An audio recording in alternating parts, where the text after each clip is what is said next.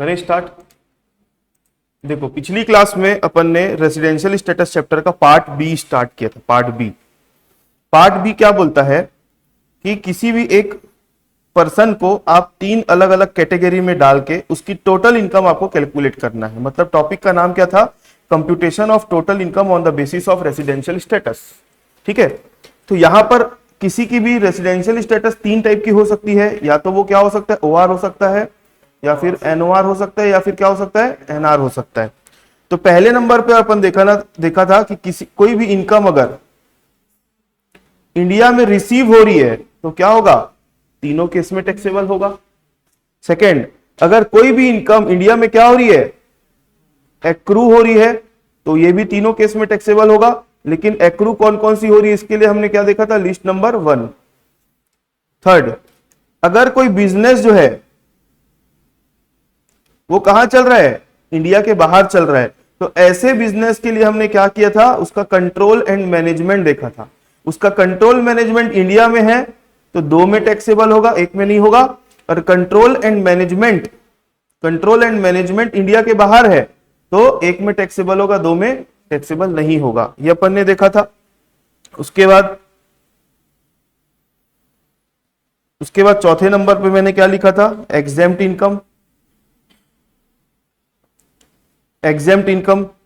Income के लिए हमने क्या देखा था? List number 2।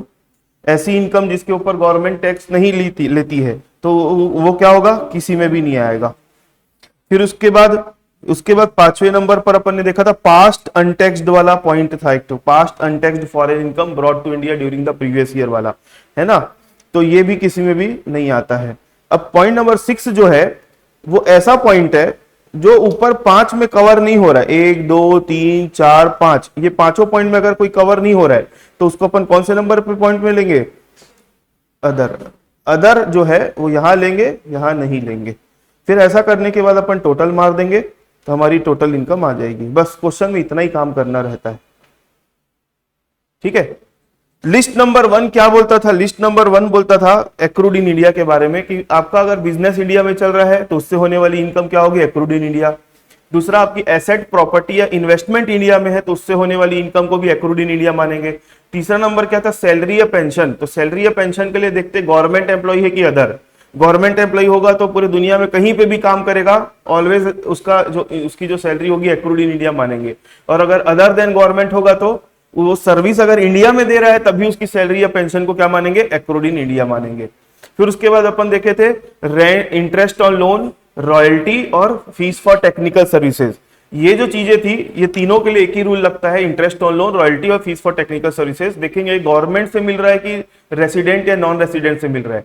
गवर्नमेंट से अगर मिल रहा है तो इससे मिलने वाला जो इंटरेस्ट, रॉयल्टी या फिर फीस है वो हमेशा क्या होगा? एक्रूड इन इंडिया होगा। और रेसिडेंट या नॉन रेसिडेंट से अगर मिल रहा होगा तो इससे मिलने वाला जो भी फीस, रॉयल्टी, इंटरेस्ट है उसको देखेंगे बिजनेस कनेक्शन इंडिया से होगा तभी उसको अपन क्या मानेंगे? एक्रूड इन इंडिया मानेंगे। उसके बाद एग्जेम्प्टेड इनकम की लिस्ट में आ गए थे। एग्जेम्प्टेड इनकम की लिस्ट में अगर देखोगे तो सबसे पहले मैंने क्या लिखवाया था? Agriculture income from India. ठीक है, एग्रीकल्चर इनकम के अंदर एक नोट लिखवाया था मैं, याद करोगे तो। एग्रीकल्चर इनकम आप देखोगे इंडिया से है तो एग्जेम्प्ट, अगर इंडिया के बाहर से आ रही है तो टैक्सेबल होगी। लेकिन देखना है कि अब रिसीव कहां हो रही है। रिसीव होगी इंडिया में तो तीनों में टैक्सेबल, और रिसीव अगर इंडिया में नहीं होगी तो सिर्फ ओआर में जाके टैक्सेबल होगी वो। ठीक है, उसके बाद अपन ने सेकंड नंबर पर देखा था गिफ्ट फ्रॉम रिलेटिव से अगर गिफ्ट मिल रहा है तो वो एग्जेम्प्ट होता है। उसके बाद तीसरे नंबर में देखा था पार्टनरशिप फर्म में जो पार्टनर्स लोगों को प्रॉफिट का शेयर दिया जाता है वो भी एग्जेम्प्ट होता है। और चौथे नंबर पे देखे थे प्रोविडेंट फंड का मैच्योरिटी अमाउंट। इतना रूल अगर आपको याद है तो आपसे कोई भी क्वेश्चन नहीं छूटेगा, सारे क्वेश्चन बन जाएंगे।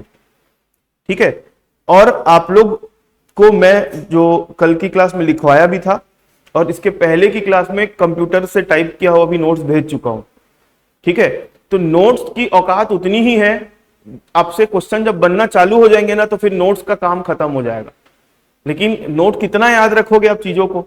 तो जब आप स्टार्टिंग में सवाल बनाओगे तो नोट्स आपके सामने रहने चाहिए, इसलिए प्रॉपरली नोट्स बनाना है आप लोगों को। लेकिन वो एग्जाम तक चले ये आप ऐसा मत करना। मतलब एक लेवल ऐसा आ जाना चाहिए, जैसे मैं कोई भी क्वेश्चन बना रहा हूं तो मैं कोई नोट्स या रूल रखा हूं क्या? सामने नहीं रखा हूं। आपको भी उस लेवल पर आके पहुंचना है। ठीक है, बनाना है क्योंकि आप लोग फर्स्ट टाइम पढ़ रहे हो तो नोट तो बनाना ही पड़ेगा, लेकिन उतना ही उसकी मतलब इंपॉर्टेंस रखना है कि आपसे क्वेश्चन बनने लग जाए, उसके बाद उसको छोड़ देना। ठीक है, तो चलो उसी को देखते हुए अपन है ना क्वेश्चन नंबर 1 बनाते। बनाए क्वेश्चन नंबर 1।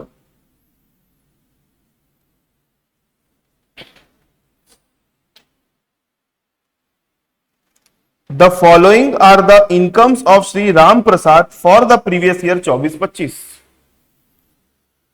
श्री राम प्रसाद की इनकम के बारे में दिया हुआ है detail, previous year 24-25। Profit from business in Iran received in India. देखो बिजनेस कहां चल रहा है, ईरान में, लेकिन ये इनकम रिसीव कहां हो रही है, इंडिया में। आगे, income from house property in Iran received in India. चलो एक एक काम करते हैं, एक एक पॉइंट को पढ़ते भी जाते हैं और उसकी अपन एंट्री भी करते जाते हैं, तो समय बचेगा अपना। ठीक है, फॉर्मेट पहले खींच लेते हैं अपन।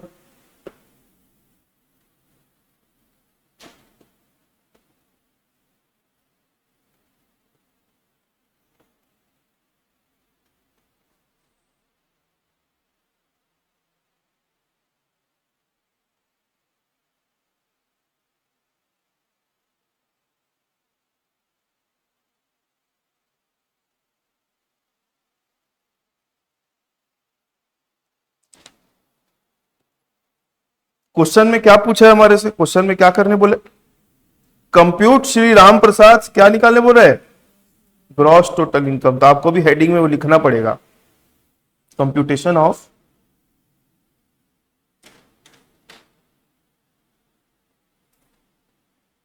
Gross total income. यहां लिखोगे OR, NOR और NR, पर्टिकुलर्स। चलो पहला पॉइंट,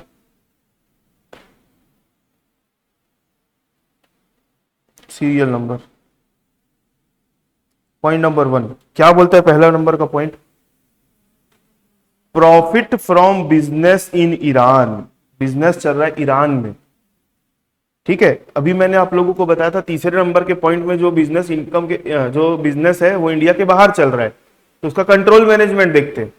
तो ये बिजनेस इंडिया के बाहर चल रहा है, लेकिन कंट्रोल मैनेजमेंट के बारे में कुछ लिखा है कि नहीं लिखा है, लेकिन यहां पर क्या लिख दिया है, इसकी जो इनकम है वो कहां रिसीव हो रही है, इंडिया। बस तीसरे नंबर के पॉइंट में नहीं आएगा, वो फर्स्ट नंबर के पॉइंट में चला गया।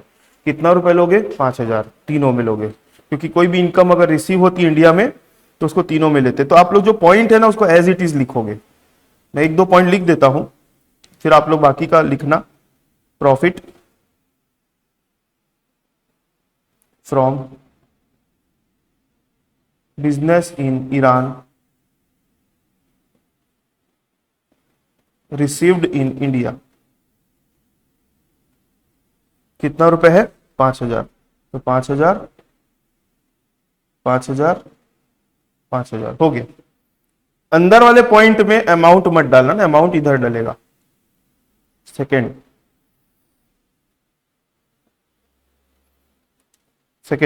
Income from house property. Income from house property, property in Iran received in India. Property कहां है, ईरान में है, और वो रिसीव कहां हो रहा है, इंडिया में है। तो 500 रुपए भी क्या करेंगे, तीनों में लेंगे। Income from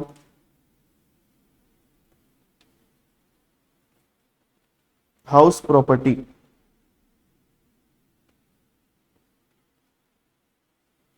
house property in Iran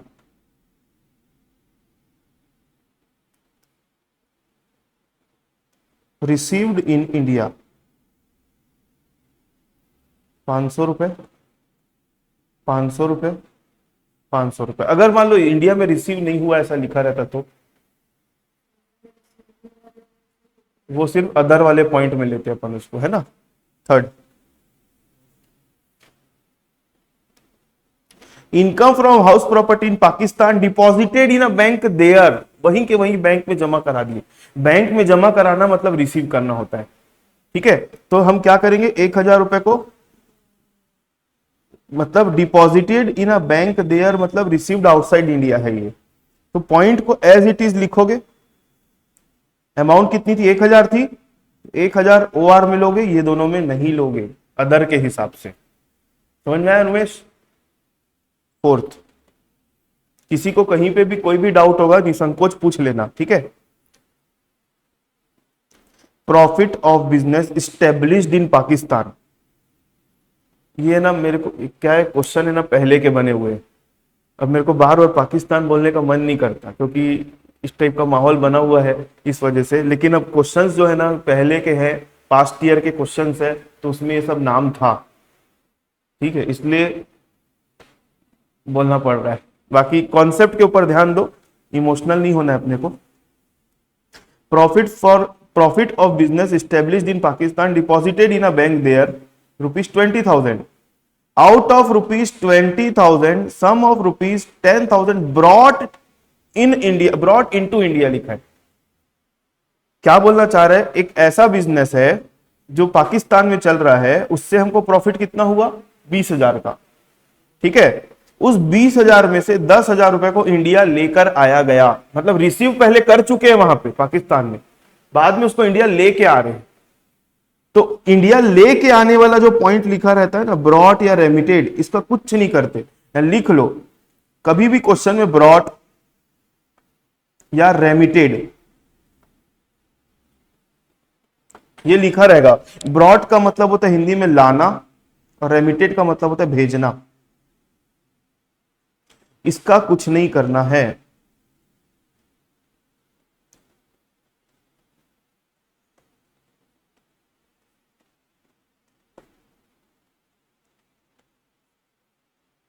इसका कुछ नहीं करना है। कहीं पे भी ब्रॉट या रेमिटेड वर्ड दिखेगा मतलब वो पॉइंट को काट देना एकदम आंख बंद करके।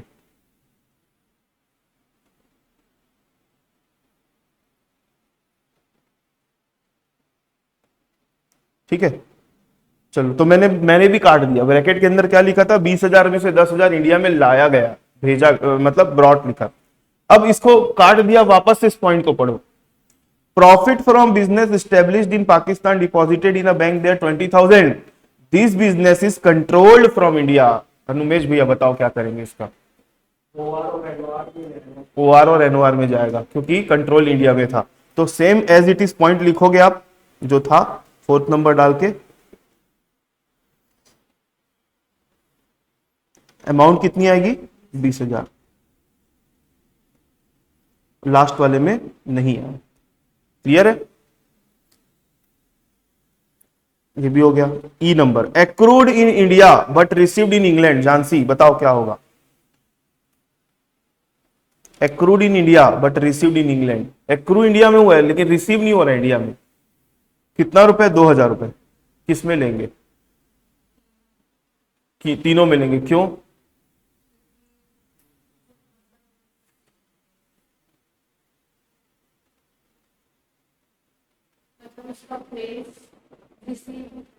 हाँ,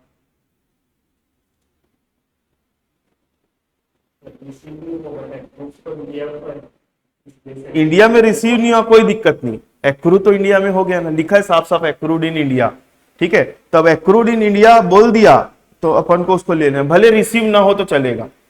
रिसीव इंडिया में हो गया तो भले एक्रू नहीं हुआ तो भी चलेगा। मतलब आपको तीनों पॉइंट में लेने के लिए है ना, एक्रू देखना है इंडिया में। एक्रू अगर है तो तीनों में ले लो, एक्रू नहीं है, रिसीव है, तो भी क्या करो, तीनों में ले लो। और एक्रू और रिसीव दोनों हो गया तो 2 बार लोगे, एक ही बार लोगे, एक ही बार लोगे। Accrued in India but received in England लिख देना, same to same point 5 number डाल के। मिताली कोई डाउट?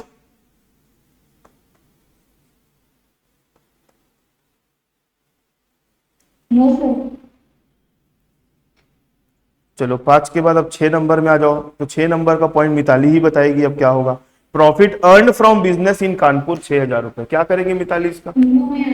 तीनों में आएगा। क्यों आएगा? Accrued in India. Accrued in India क्यों है? क्योंकि बिजनेस कहां चल रहा है, कानपुर में चल रहा है। 6,000 रुपए तीनों में ले लो।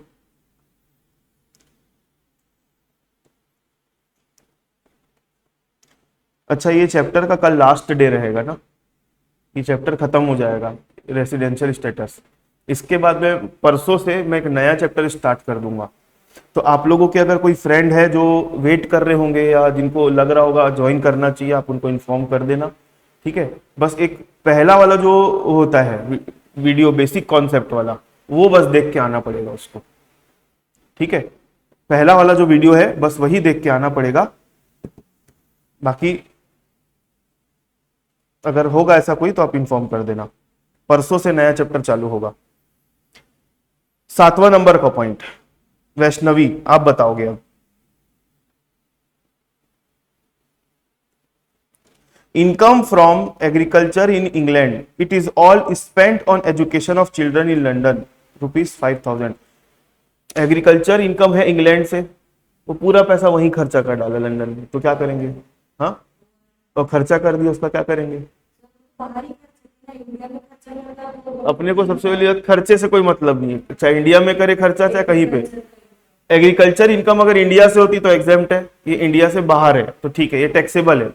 रिसीव्ड इन इंडिया लिखा है कि कहीं पे, मतलब इंडिया में रिसीव नहीं हुई है ना? अब इंडिया में रिसीव नहीं है तो केवल और केवल किस में लेंगे इसको? ओआर में।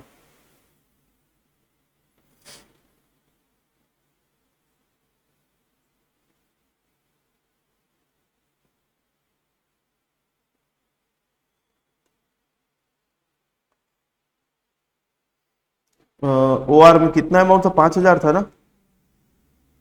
7वां पॉइंट था। अब 8वां पॉइंट, अनुमेश आप बताओ। Past untaxed foreign income brought into India during the previous year, 10,000 रुपए।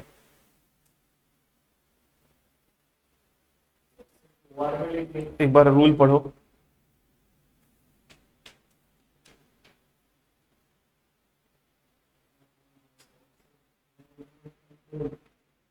हाँ, past untaxed foreign income brought into India during the previous year, ये तो याद रखने वाला पॉइंट है। पॉइंट नंबर 5 पढ़ो। तीनों में नहीं आएगा ये पॉइंट, एकदम है ना, आपके दिमाग में रखना है कि ये अगर दिखा मतलब लेना ही नहीं है इसको, कहीं पे भी लिख देना पॉइंट को as it is, past untaxed foreign income brought into India during the previous year, इसको छोड़ दो, लेना ही नहीं।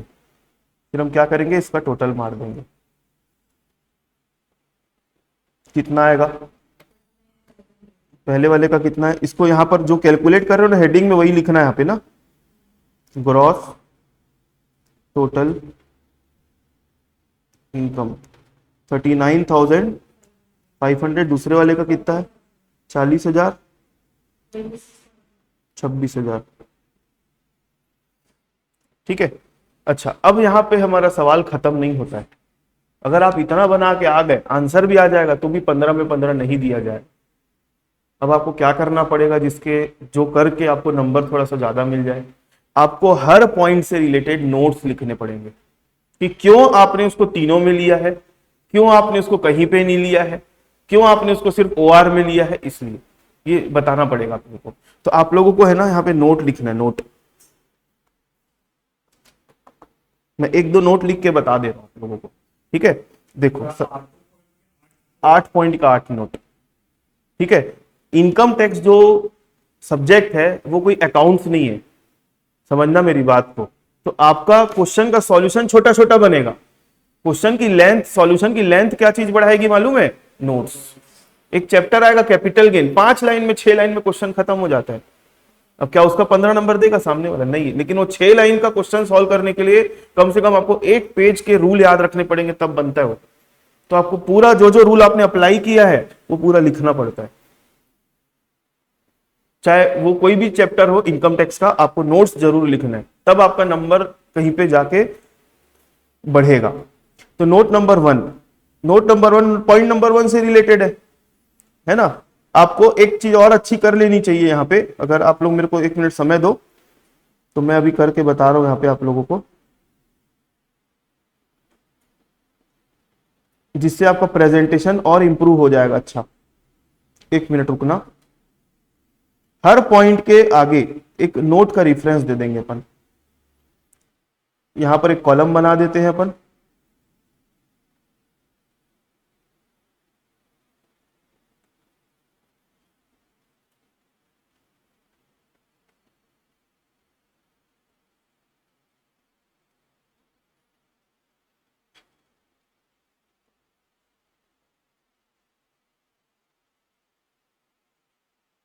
एक मिनट रुक जाओ।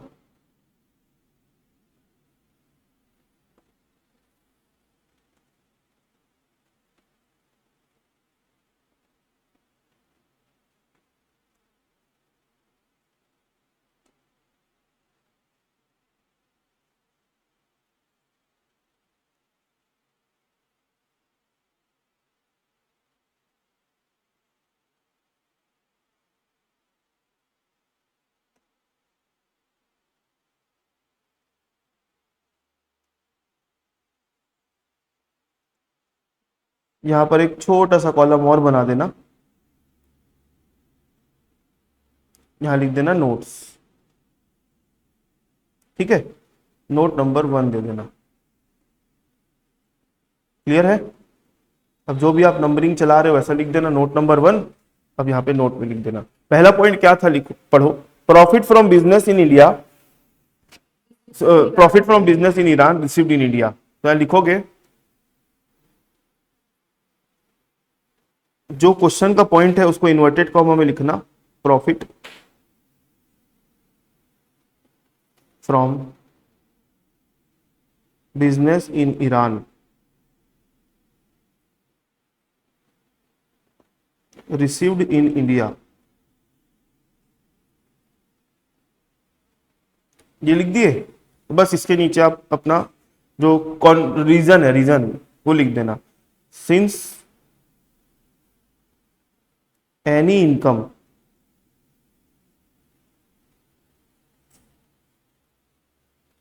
सॉरी सिंस वर्ड हटा दो, any income received in India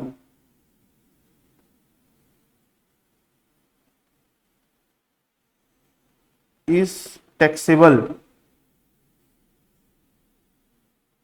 in all the 3 cases,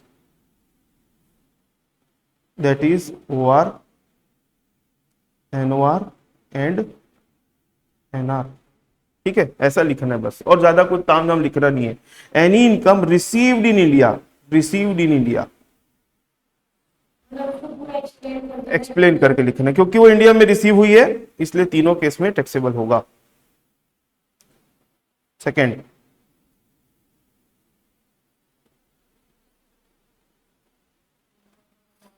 income from house property in Iran received in India, same point,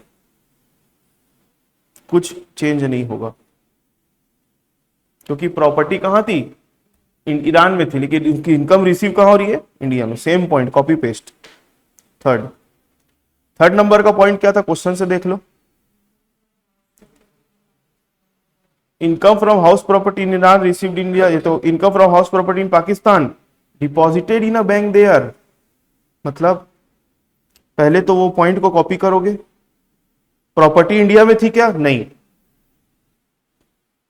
any income which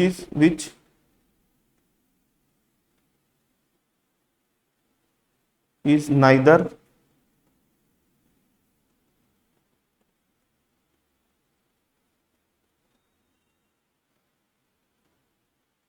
accrued in India nor received in India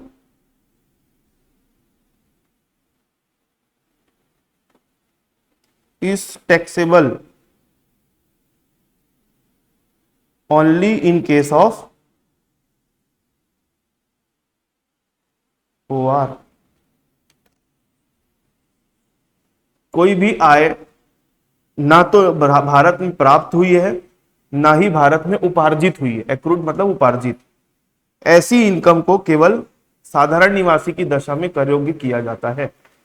ठीक है, ऐसे करके आपको सारे points लिखने हैं। कोई point लिखने में अगर आपको तकलीफ होगी तो आप बिल्कुल मेरे को बता देना, मैं आप लोगों को वहां पे लिखवा दूंगा। मैंने हिंट दे दिया आप लोगों को, पॉइंट इस तरीके से लिखना है। क्लियर है? तो ये अब ये पॉइंट लिख दिए ना नोट्स का, तो अब ये क्वेश्चन आपका कंप्लीट क्वेश्चन कहलाएगा, सॉल्यूशन से। ठीक है, अब जाके आपको 15 में से 12 13 तक खींचतान के मिल जाएगा। चलो नेक्स्ट क्वेश्चन में आते हैं। दूसरे नंबर का क्वेश्चन को पढ़ो ना एक बार, पूछ क्या रहा है आपसे।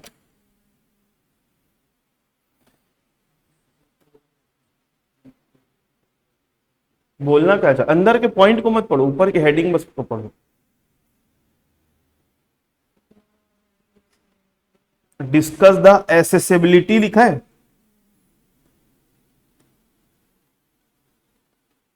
Discuss the accessibility of the following item of receipt in case of resident but not ordinarily resident, मतलब एनओआर के केस में पूछ रहा है आप लोगों से।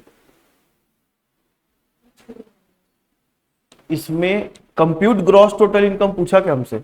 नहीं, वो बोलता है डिस्कस द एसेसिबिलिटी, मतलब अभी जो मैंने नोट्स लिखना सिखाया ना, सिर्फ वही लिख के आना है पेपर में, सिर्फ नोट्स लिखना है। इस लाइन का मतलब है ओनली नोट्स, वो कॉलम बनाना मत, कॉलम वगैरह मत बनाना, सिर्फ नोट्स लिख कर आना है, वही पूछ रहे क्वेश्चन हमारे से।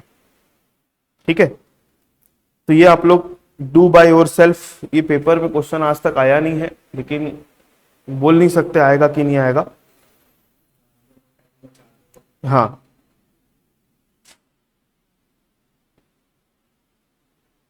चलो ये क्वेश्चन मैं आप लोगों के सामने रख रहा हूं अभी, क्वेश्चन नंबर 3। अभी फटाक से बनाओ आप लोग, नोट्स के लिए जगह छोड़ देना, कॉलम बनाओ, नोट्स के लिए जगह छोड़ देना, जल्दी जल्दी बनाओ।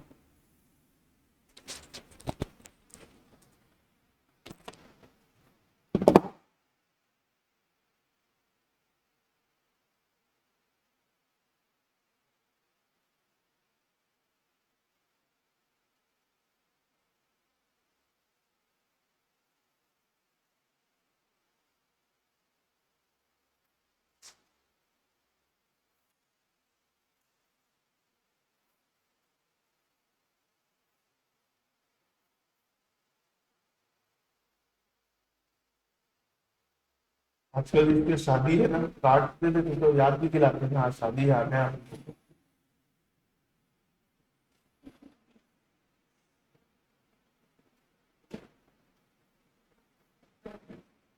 बना भी डाले।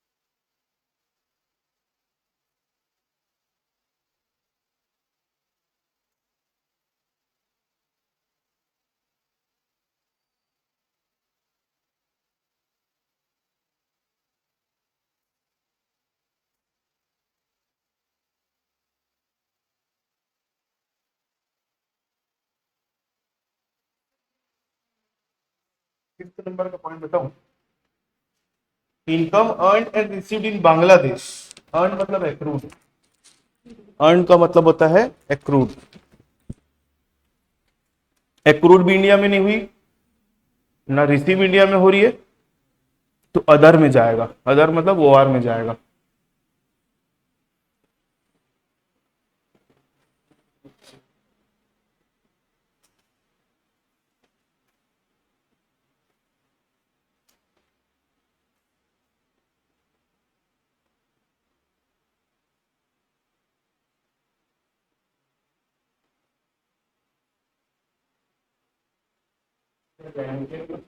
भेजना,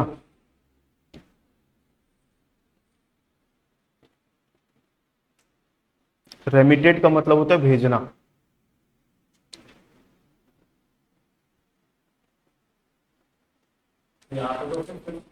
कंट्रोल इंडिया में और मैनेजमेंट नहीं होगा। नहीं तो मतलब वही है, कंट्रोल लिख दे या मैनेज्ड फ्रॉम इंडिया लिख दे, एक ही मतलब है।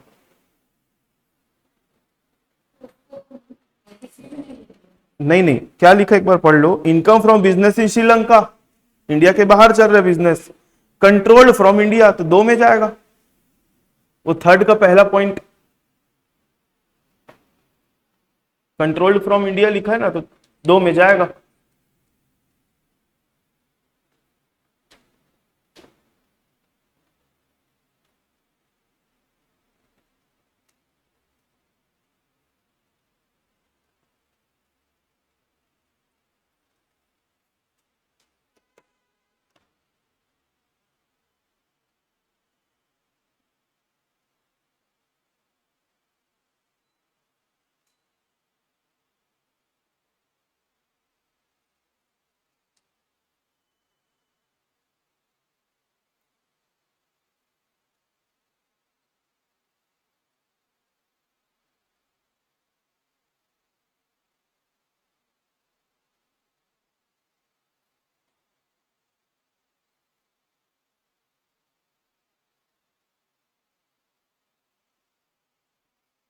हो गया, मिताली बन रहा है आपका। हम्म,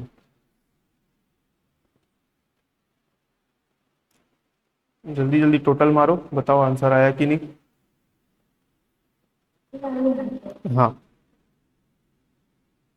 आपका जानसी।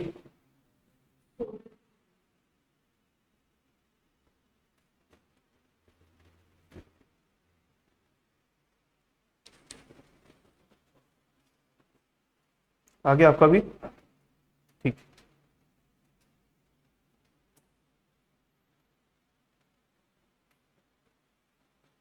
तो ये जो पीडीएफ है, अच्छा आप सब लोग ऐप में जुड़े हुए हो कि नहीं। आप नहीं जुड़े हो, मैं आपको ऐप ऐड कर देता हूं। मिताली आप ऐप में जुड़े हुए हो ना। तो ये जो पीडीएफ है और क्लास की रिकॉर्डिंग वगैरह सब मैं उसमें डालते जा रहा हूँ, कल तक का पूरा अपलोड है। बस ये वाला जो पीडीएफ है ये अपलोड नहीं किया मैंने, अभी थोड़ी देर में कर दे रहा हूँ। और आज की क्लास की रिकॉर्डिंग भी अपलोड हो जाएगी। और मैं आज की क्लास का कुछ होमवर्क दे रहा हूँ आप लोगों को, नोट करो होमवर्क क्या क्या है। ये सॉल्यूशन किसी को लगेगा कि नहीं लगेगा। अगर लगेगा तो इसका फोटो ले लो भाई, क्योंकि इसको मैं डिलीट कर दूंगा अभी। कोई भी एक फोटो ले लो और ग्रुप में भेज दो उसको। हटा दो अब इसको।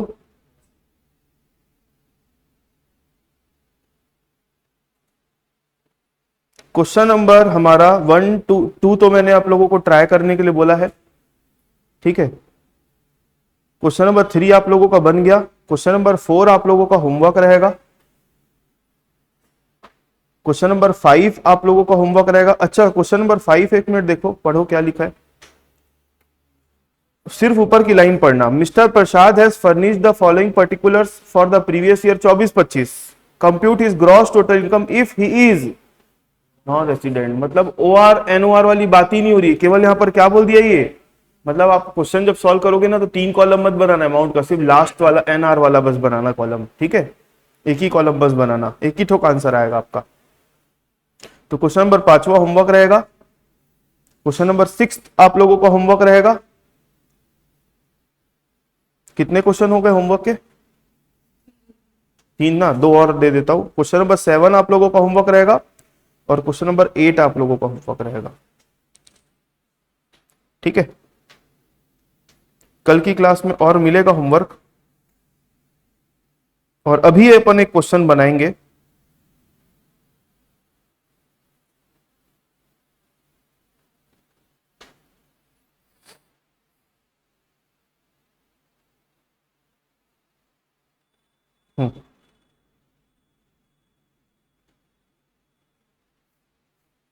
क्वेश्चन नंबर 15 देखो, अभी बनाएंगे अपन।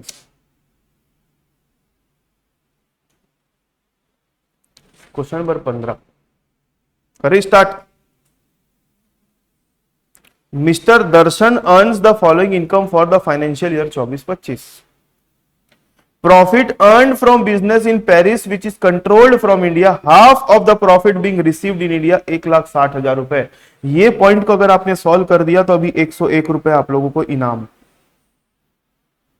लेकिन करेक्ट एक बार में आना चाहिए ना।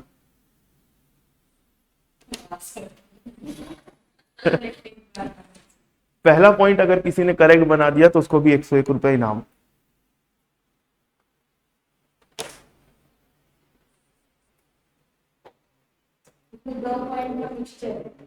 वो आप लोग डिसाइड करोगे, मैं क्यों बताऊं। वो हिंट मिले, एक हिंट का 10 रुपए कम होते जाएगा फिर। एक हिंट बताऊंगा 10 कम।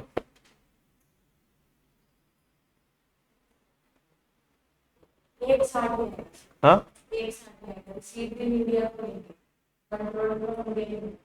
बना के बताओ ना कितना कितना है, मतलब तीनों कॉलम में कितना कितना आएगा वो लिख के बताओ मेरे को। पूरा क्वेश्चन नहीं बनाना, सिर्फ पॉइंट नंबर 1 का ही काम करना है। अच्छा इंपॉर्टेंट क्वेश्चन है, एग्जाम में आया हुआ क्वेश्चन है।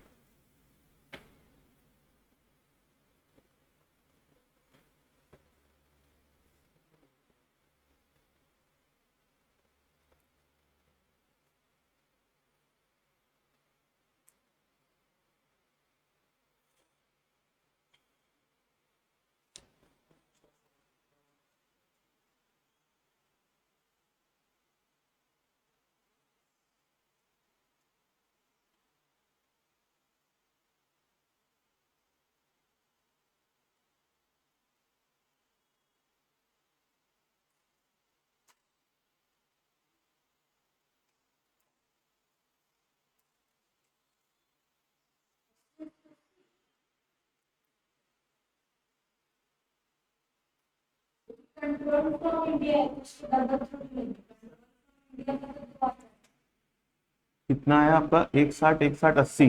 ये आपका है, आपका। हाँ,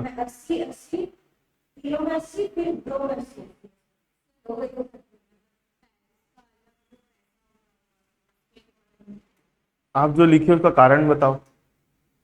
रिसीव्ड आधा हुआ इंडिया में, हाँ, इसके आधा, हाँ, और कंफर्ट में इंडिया में, हाँ, ये ओआर और एनवायरमेंट ब्लॉक कर। ठीक है, आपका क्यूआर कोड देना अभी ना मेरे को। हाँ, करेक्ट बताए हो। चलो देखो, मैं इसको एक्सप्लेन कर दे रहा क्या मतलब ये। अरे तो उसने लिख के बताया ना, आप कहाँ लिखे हो अभी? अब भाई अगर कंपटीशन चल रहा है तो जिसने पहले बताया तो उसको देंगे ना भाई। अगली बार से मैं पहले बताना था ना आपको। चलो दो भाई, पहले आपको क्यूआर कोड दो। नहीं अभी दो ना भैया, नहीं नहीं नहीं, क्लास में देंगे। हाँ,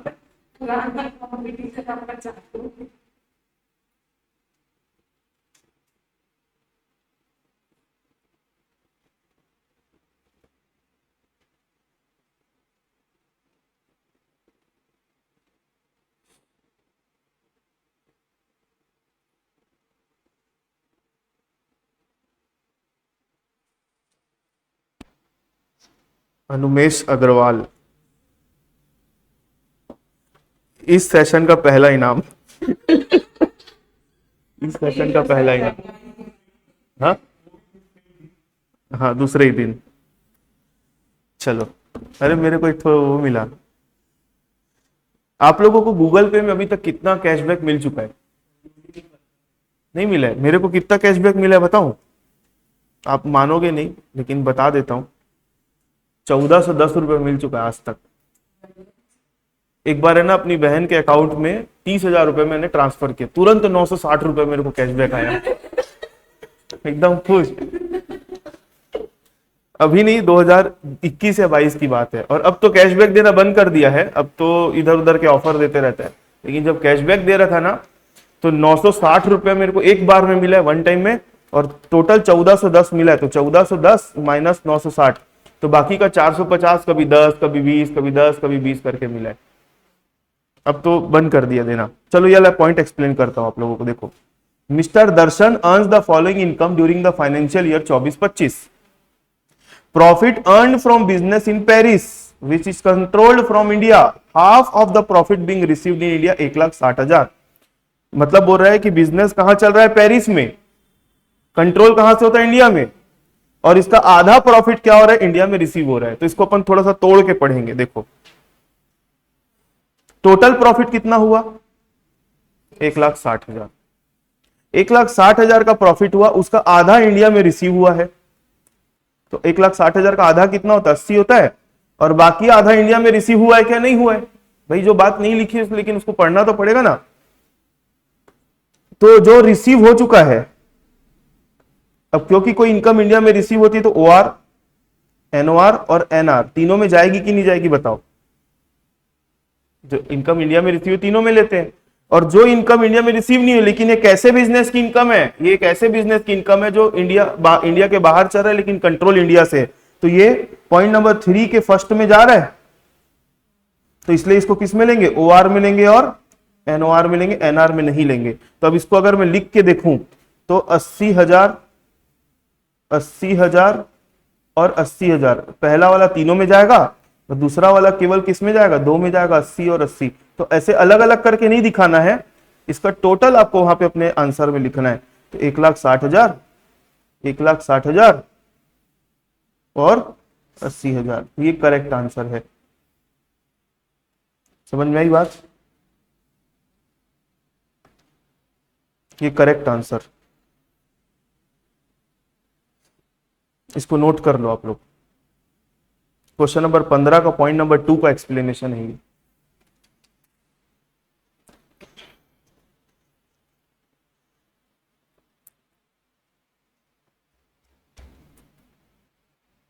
हो गया?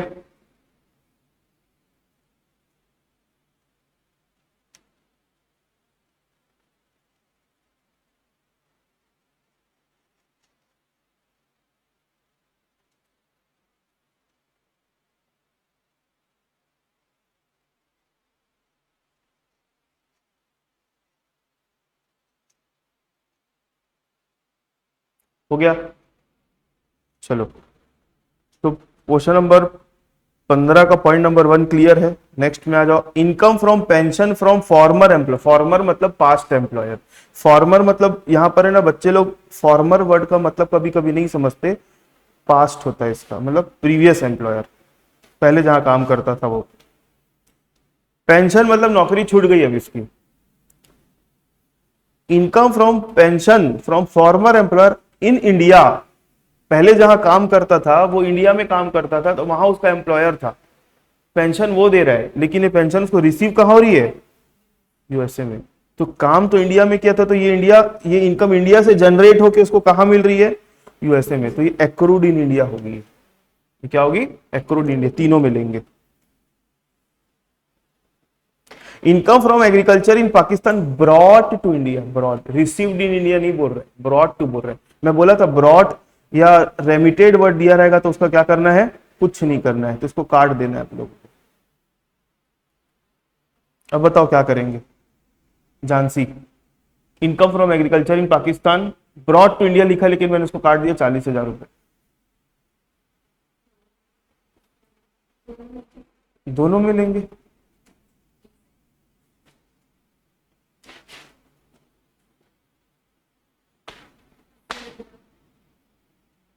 पहले बताओ, रिसीव्ड इन इंडिया लिखा है क्या? एक्रूड इन इंडिया होगा क्या? नहीं, क्योंकि लैंड तो कहां था? पाकिस्तान में था। बिजनेस इंडिया के बाहर, बिजनेस की तो बात ही नहीं चल रही है। ये इनकम एग्जेम्प्ट भी नहीं है, तो केवल और केवल किस में जाएगा ये, अदर में। अदर में, अदर मतलब OR में लेंगे बस इसको।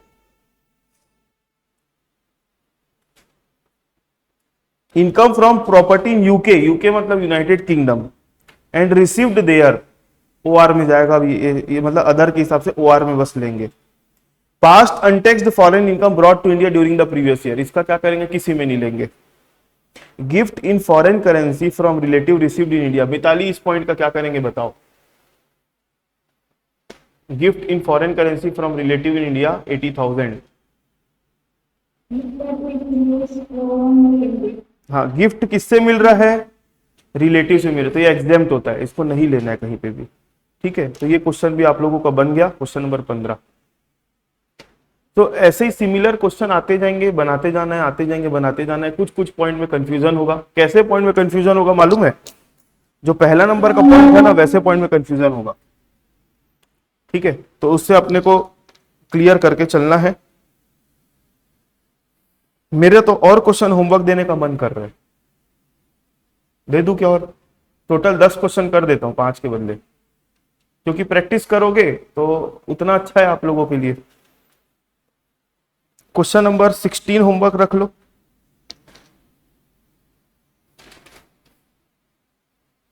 क्वेश्चन नंबर 14 होमवर्क रख लो।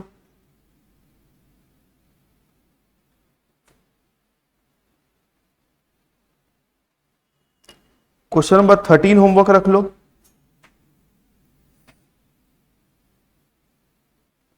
क्वेश्चन नंबर 11 होमवर्क रख लो। कितना हो गया, 4 अभी दिया ना, 4 और पहले का 5, 9, एक और दे देता हूं बस। Question number 10 homework. तो ये आज के क्वेश्चन का पूरा टारगेट है, ये आप लोगों को बनाना है। ठीक है, चलो अभी मैं क्लास ओवर कर रहा हूं, फिर अपन नेक्स्ट क्लास में मिलते हैं। लेकिन आप सब लोगों से रिक्वेस्ट है कि होमवर्क भले गलत बना के आना, लेकिन बना के आना। अगर लगता है आप ग्रुप में ऐड हो ना, कल किया था, ऐड किया था, एक है ना डिस्कशन ग्रुप अलग से बना लो, या टेलीग्राम ग्रुप बना लेते अपन एक। जैसे मान लो किसी को कोई पॉइंट में डाउट आ रहा है, अब जरूरी नहीं कि हर डाउट ही, मतलब मेरा बोलने का मतलब है कि डाउट के भी अलग अलग लेवल होते हैं। एक ऐसा डाउट आता है जो मान लो आपको डाउट है लेकिन बाकी सारे बच्चों को क्लियर है। एक एग्जांपल दे रहा हूं, तो उससे क्या होगा कि आपका डाउट अगर तुरंत क्लियर करना है तो आप अपना डाउट वहां छोड़ दो। किसी भी बच्चे को अगर डाउट अगर आता है, वो चीज, वो पॉइंट एक्सप्लेन कर देगा वो। उससे क्या होगा कि आपका भी काम हो गया और जो बच्चा एक्सप्लेन कर रहा है उसका भी समझ बढ़ रहा है। कोई ऐसा डाउट भी आ सकता है, हो सकता है पूरी क्लास को ही ना समझ में आए, तो वहां के लिए मैं बैठा हूं। तो एक टेलीग्राम डिस्कशन ग्रुप बनाते हैं जिसमें आप लोगों का ही बेनिफिट रहेगा। ठीक है, मैं अभी ऐड कर दूंगा आप लोगों को, चारों को। जहां पर भी किसी पॉइंट में होगा डाउट, एक दूसरे का क्लियर करते हुए चलो। जहां किसी को नहीं समझ में आएगा, आप मेरे को बोल देना, सर आप बताओ करके इसको। ठीक है, चलो क्लास ओवर, फिर अपन नेक्स्ट क्लास में मिलते हैं।